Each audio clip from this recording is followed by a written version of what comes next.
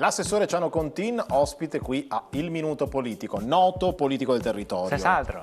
Sì. Grazie. Bene Elsa, abbiamo delle domande per il nostro assessore Ciano Contin? Sì, da Napoli ci scrive la signora Mary Dione che ci chiede... Signora Mary Dione da Napoli? Da Napoli, sì, ci chiede, in questo momento politico ed economico molto strano, siamo come una nave che naviga nel mare senza un faro che la riesca a condurre in porto. Senz'altro. Date queste premesse di carattere generale, ci può raccontare una barzelletta? Oh, po' fortuna. Ma scusi, ma anche lei, ma signora Elsa, ma faccia Questo filtro. ci chiedono, Ma scusi. faccia filtro, ma queste domande un'ora... Meglio, non avevo neanche capito la domanda. E ora ascoltami, ti conto una velocetta. Sì. E ora ascoltami, sai la differenza fra quelli che lavora in fabbrica e quelli che va in ospedale a farsi un intervento? No.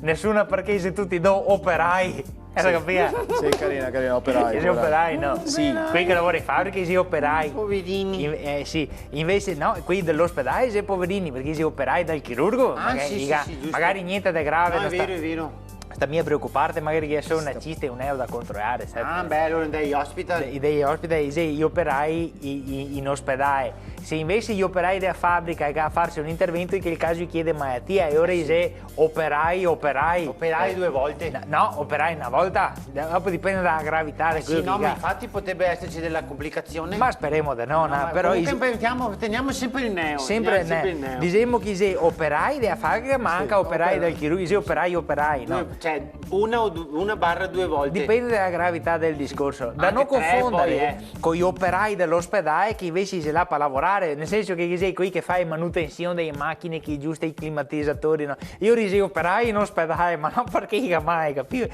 Cioè, l'ospedale per io come a fabbrica, io non devo chiedere malattia per fare gli operai in ospedale, perché io risi proprio operai in ospedale. Stanno sta bene. Benissimo che...